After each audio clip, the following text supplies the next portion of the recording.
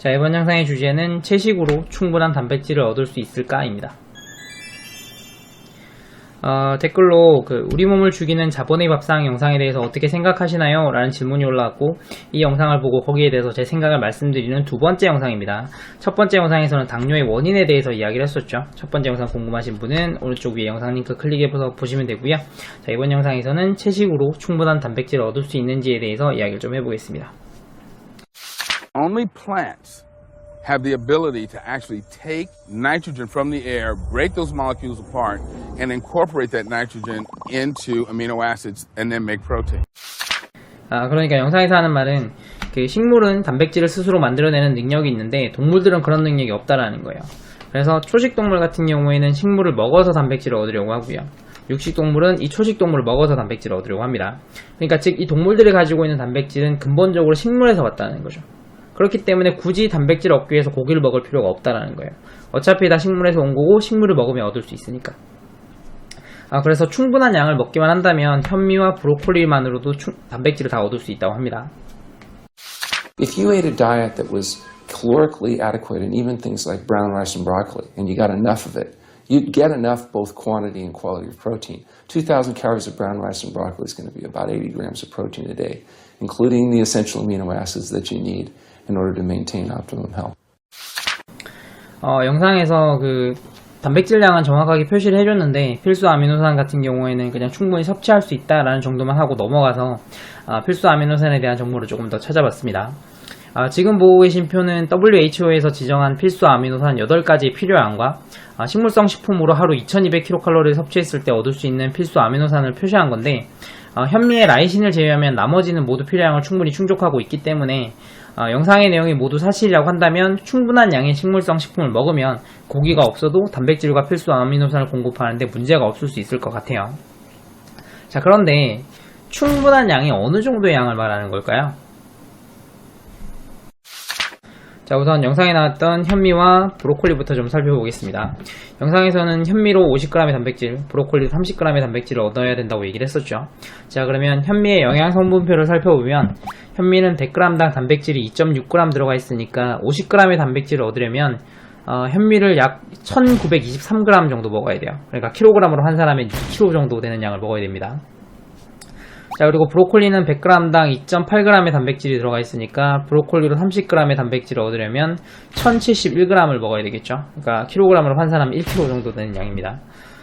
그러니까 영상에 나왔던 현미로 50g의 단백질을 얻고 브로콜리로 30g의 단백질을 얻기 위해서는 두 개 합쳐서 하루에 3kg 정도 되는 양을 먹어야 된다는데 상당히 양이 많죠.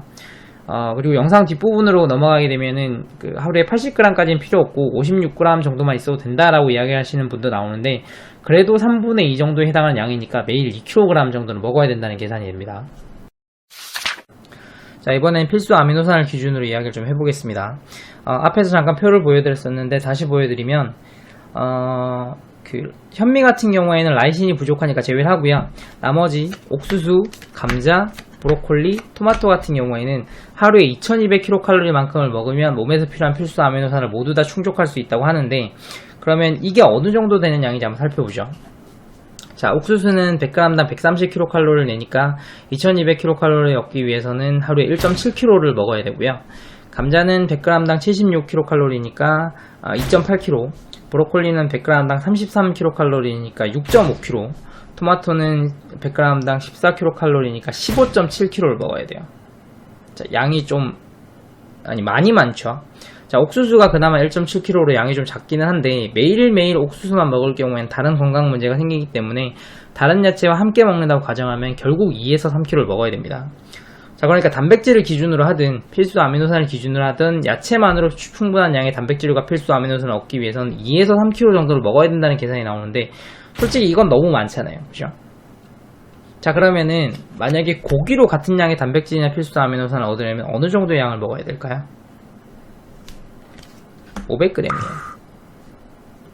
자, 근데 이거는 고기가 이런 야채들보다 더 뛰어난 음식이다라는 얘기는 아니고 단지 고기 안에 단백질과 필수 아미노산이 많이 농축이 돼 있다는 얘기예요. 자, 그럼 정리를 해보겠습니다.